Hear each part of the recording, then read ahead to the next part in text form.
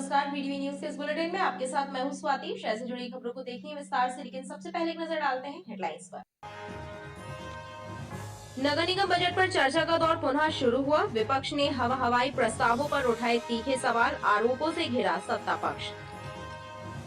Corona return की खबरों से स्वास्थ्य विभाग अलर्ट मोड पर। जिला चिकित्सालय विक्टोरिया में हुआ कोविड प्रबंधन का मॉक ड्रिल, जनता को भी सतर्क रहने की दी गई हिदायत।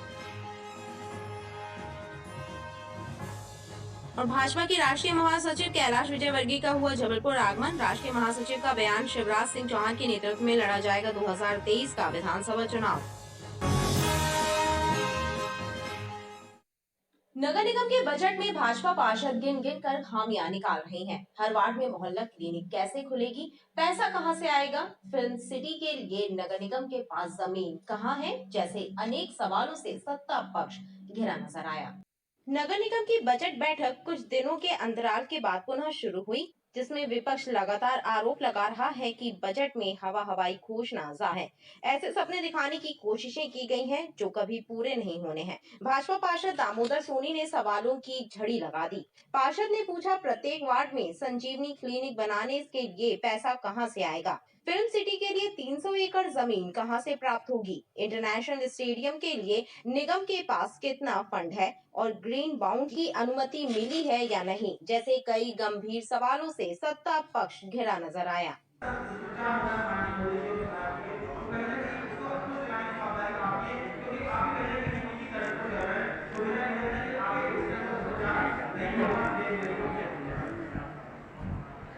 करना होगा और नहीं होंगे तो कहीं ना कहीं चर्चा फिर इस पर भी होगी कि मैं बार कह रहा हूँ कि बजट ऐसे बने जो जनता कमी न निकाल पाए।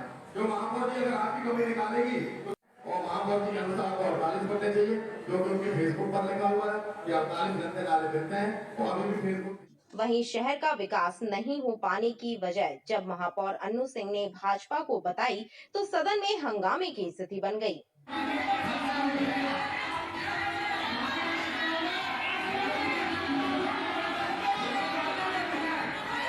कांग्रेस पार्षद संतोष दुबे और निर्दलीय पार्षद शफीक हीरा ने स्मार्ट सिटी के कार्यों पर सवाल उठाते हुए भाजपा को कटघरे में घेरने की कोशिश की। बजट पर चर्चा का दौर अभी जारी है। कोरोना की वापसी को लेकर स्वास्थ्य विभाग अलर्ट मोड पर है। अपने इंतजामों की नब्ज टटोलने के लिए जिला चिकित्सालय में कोविड प्रबंधन की मॉक ड्रिल की गई। चिकित्सकों ने बताया कि ऑक्सीजन युक्त बेडों की संख्या एवं अन्य संसाधनों की पर्याप्त उपलब्धता है। स्टाफ भी सचेत है, जन जागरूकता जरूरी है। जिला चिकित्सालय में एक बार फिर कोरोना काल की तरह आपाधापी नजर आई। कोविड के मरीजों का अस्पताल पहुंचना और उसके बाद उपचार दिए जाने का नजारा दिखा। दरअसल स्वास्थ्य विभाग द्वारा अपने स्टाफ को सचेत करने और जनता को जागरूक करने की गरज से कोविड प्रबंधन की मॉक की गई। किट पहनकर नर्सिंग स्टाफ और चिकित्सक कोविड मरीज को उपचार देने की प्रैक्टिस करते दिखाई दिए।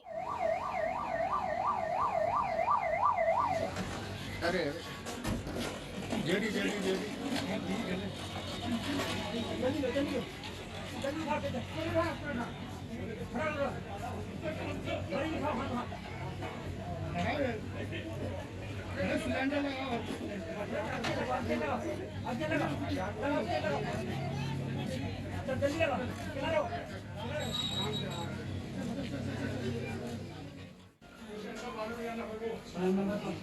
पहले तो नहीं है वो आगे बढ़े।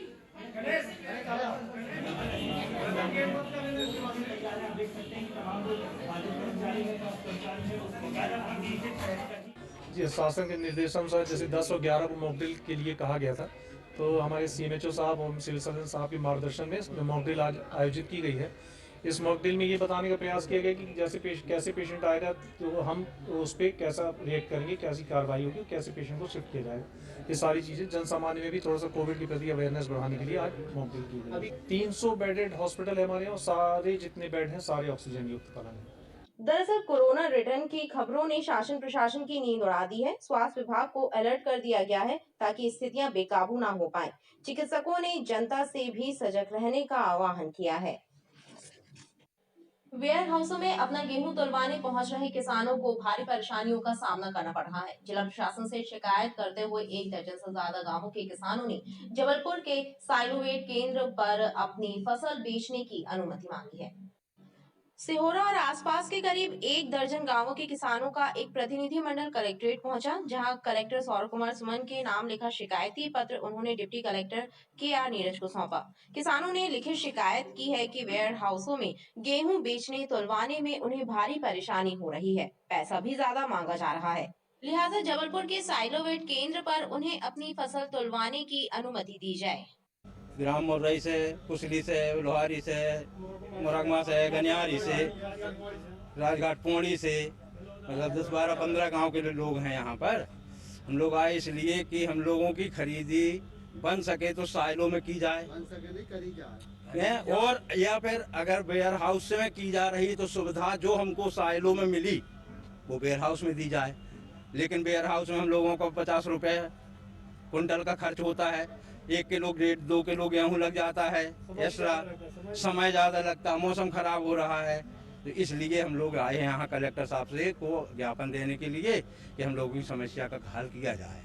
वहीं जिला प्रशासन की तरफ से किसानों को मामले की जांच कर उचित कार्यवाही का भरोसा दिलाया गया है।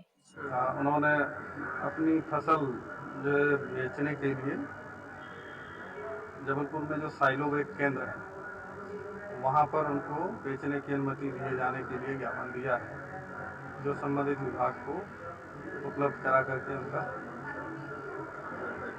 हालांकि शिकायत में किसी स्थान विशेष के वेयर हाउस का जिक्र नहीं है।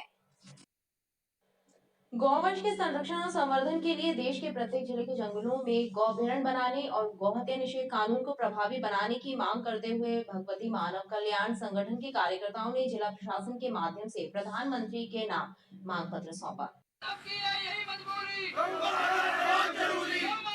पूरे देश में गौ माता के संवर्धन और संरक्षण के लिए भगवती मानव कल्याण संगठन ने भारत सरकार से जंगलों में गौ अभयारण्य बनाने की मांग की है, ताकि बेसहारा गायों को सुरक्षित बचाया जा सके। इसके साथ ही गौहत्या को पूर्णतः बंद कराने के लिए गौहत्या निषेध कानून को देश में प्रभावी रूप से लागू करने की मांग भी संगठन के पदाधिकारियों ने भारत सरकार से की है। इन मांगों को लेकर बड़ी संख्या में संगठन के कार्यकर्ता कलेक्टर कार्यालय पहुंचे और डिप्टी कलेक्टर के माध्यम से देश के प्रधानमंत्री के नाम मांग पत्र सौंपा। देश स्तर पर आज लगभग पूरे देश में यह गौ हत्या कानून निषेध अपराध जो हो रहा है, इसे रोकने के लिए गौ अभयारण्य वन घेरे जाएं और उनमें गौ के लिए व्यवस्था की जाए। छोटे छोटे गौशाला समाप्त करके और इनको बड़े रूप में, विशाल रूप में जंगलों को घेरा जाए और गायों की व्यवस्था की जाए, जिससे इनका मरना बंद हो, इनकी व्यवस्था हो सके और पानी की व्यवस्था करके हम इस गौ अभयारण्य को गौ की रक्षा कर सकते हैं। ऐसे हमारे आज अपेक्षा है। प्रधानमंत्री के नाम हमने जो ज्ञापन सौंपा है कलेक्टर जी के माध्यम से, इसमें हमें अपेक्षा है कि कार्रवाई जरूर होगी। ये गौवंश संरक्षण और संवर्धन हेतु सरकार के द्वारा देश में प्रत्येक जिलों में गौ अभयारण्य बनाए जाने के संबंध में और गौ हत्या निषेध कानून को प्रभावी रूप से लागू करने के लिए ये भगवती मानव कल्याण संगठन भारतीय शक्ति चेतना और भारतीय शक्ति चेतना पार्टी के द्वारा ये ज्ञापन दिया गया है। इस दौरान कार्यकर्ताओं ने हाथों में तख्तियां लेकर गौवंश के संरक्षण और संवर्धन का संदेश भी आम लोगों को दिया।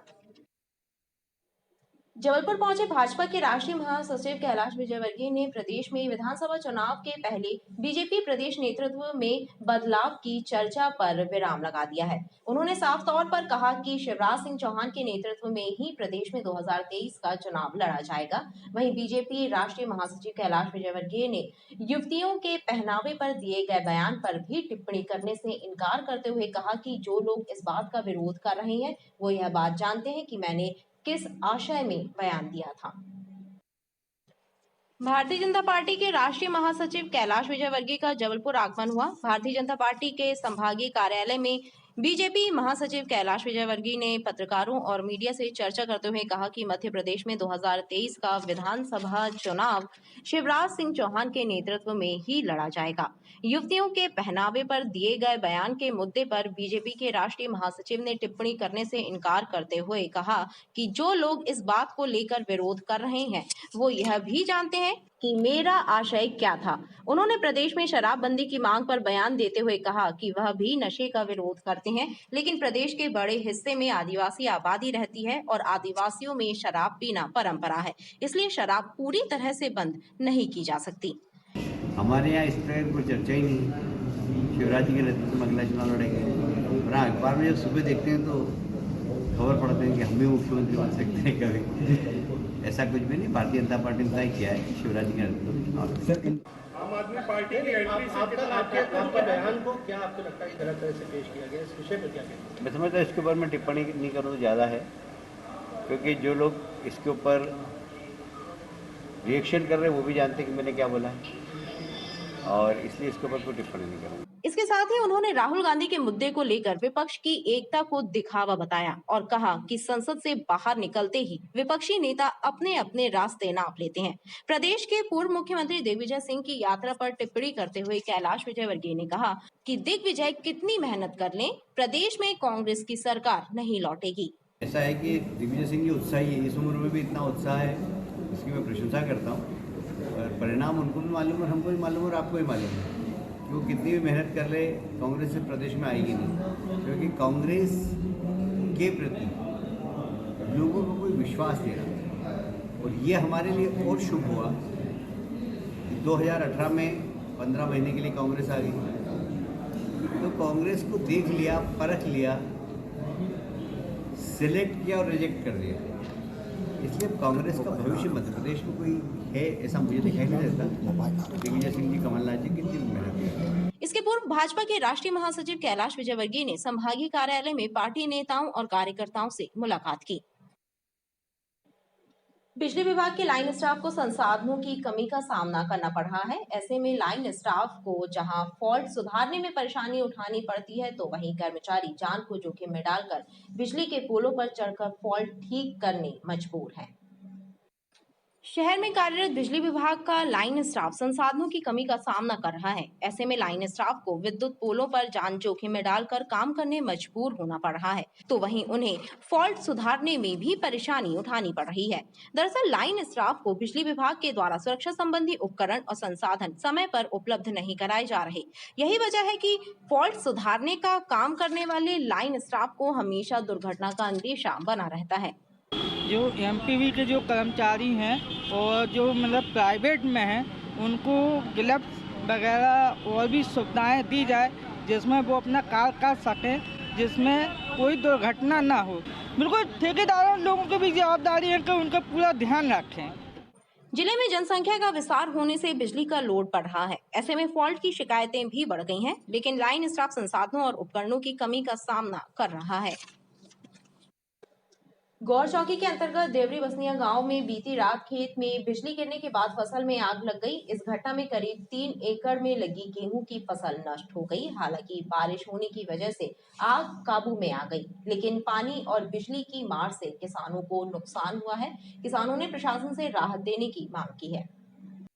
मौसम की मार ने किसानों को चिंता में डाल दिया है। बारिश, ओलावृष्टि के साथ खेतों में बिजली गिरने से किसान की फसल खराब और नष्ट हो रही है। बीती रात गौर चौकी के अंतर्गत आने वाले देवरी गांव में खेत और बबूल के पेड़ में बिजली गिरने के बाद आग लग गई। इस घटना में करीब 3 एकड़ में लगी फसल नष्ट हुई है। किसानों का कहना है कि बिजली गिरने के कारण फसल में आग लग गई, लेकिन बारिश होने की वजह से आग कंट्रोल हो गई। हालांकि उन्हें इस घटना में नुकसान पहुंचा है। ये रात में वही लगभग 8 बजे करीब अचानक मौसम खराब हुआ और एकदम से बिजली तड़की, तो उससे आग लगी खेत में। वो वहाँ पे बबूल का पेड़ लगा हुआ है। सुबह जाके वहाँ पे देखे, निरीक्षण किए तो उसमें पत्तियाँ वगैरह सब झुलसी हुई हैं, तो उसी से आग लगी है। लगभग कितने का नुकसान हुआ होगा? लगभग 1.5 एकड़ करीब जला हुआ है। और अगले किसान का? अगले किसान का भी वही लगभग 1.5 एकड़। किसानों ने शासन प्रशासन से खराब और नष्ट हुई फसलों का आकलन कराने और किसानों को राहत देने की मांग की है। शहर के प्रमुख बाजारों और फुटपाथों और सड़कों के किनारे अतिक्रमणकारियों का कब्जा है। इसका जीता जाता उदाहरण लालगंज क्षेत्र का है, जहां मुख्य मार्ग पर अतिक्रमणकारियों का जाल बिछा है। ऐसे में बाजार में यातायात बाधित होना आम बात हो गई है। स्मार्ट सिटी बन रहे शहर में प्रमुख बाजार और सड़कों पर अतिक्रमणों का जाल बिछ रहा है। जिम्मेदार विभागों की उदासीनता के चलते अस्थायी अतिक्रमणों पर पूरी तरह लगाम नहीं लग पा रही। शहर के लाडगंज क्षेत्र का भी कमोबेश यही हाल है। लाडगंज जैसे व्यापारिक क्षेत्र में सड़कों और फुटपाथों पर अस्थायी अतिक्रमणकारियों का कब्जा है। नियम विरुद्ध तरीके से फुटपाथ और सड़क के किनारे दुकान और ठेले लगाकर धड़ल्ले से व्यापार किया जा रहा है, जिससे बाजार में जाम की स्थितियां बन रही हैं और आम जनता को परेशानी का सामना करना पड़ रहा है। सभी दुकानदार पूरे रोड को कब्जा किए हुए हैं। नगर निगम अपना कार्य करके तो जाता है, लेकिन वो रोड जो व्यापारी संघ है, दुकानदार वाले, वो पूरे रोड पे ऐसा हावी हो जाते हैं कि कोई ना पैदल जा सकता ना, मतलब समझ लीजिए गंजीपुरा से यदि बड़े फुहारा जाना है या मेलोनीगंज रसल चौक ज्योति टॉकीज से बड़े फुहारा जाना, तो उसमें कम से कम 3 से 4 घंटे लग जाते हैं बड़े फुहारा पहुंचने में। सब दुकानें रोड पे लगी हुई है। नगर निगम अपना काम किया, आके आधा 1 घंटे में वो रोड साफ कराई, वो चले गए। इसके बाद वो जैसे ही गए, सब अपना वर्चस्व बना के रखे हैं। जो काम आधे घंटे में होना चाहिए उसको पूरा दिन लग जाता है। सड़क और फुटपाथों को अतिक्रमण मुक्त कराने नगर निगम का अमला समय समय पर कार्रवाई करता है, लेकिन कार्रवाई खत्म होते ही सड़कों और फुटपाथों पर पुनः अतिक्रमणकारी कब्जा कर लेते हैं, जिसका खामियाजा आम जनता को भुगतना पड़ रहा है। नगर निगम 3 पत्ती चौक के पास चाकू लेकर घूम रहे एक बदमाश को लाडगंज थाना पुलिस ने गिरफ्तार किया है। बदमाश कोतवाली थाना क्षेत्र का रहने वाला है और उसके विरुद्ध थाना कोतवाली में आपराधिक मामले भी दर्ज है। कोतवाली थाना क्षेत्र के एक शातिर बदमाश अंचल ठाकुर को लाडगंज पुलिस ने चाकू सहित गिरफ्तार किया है। अंचल किसी वारदात को अंजाम देने की फिराक में 3 पत्ती चौक के पास चाकू लेकर घूम रहा था। पुलिस ने जानकारी लगते ही अंचल को दबोच लिया और उसके कब्जे से बटनदार चाकू जब्त करते हुए आर्म्स एक्ट के तहत मामला दर्ज किया है। अंचल ठाकुर नाम का व्यक्ति है जो थाना कोतवाली क्षेत्र में रहता है और कोतवाली में इसके आपराधिक रिकॉर्ड भी हैं।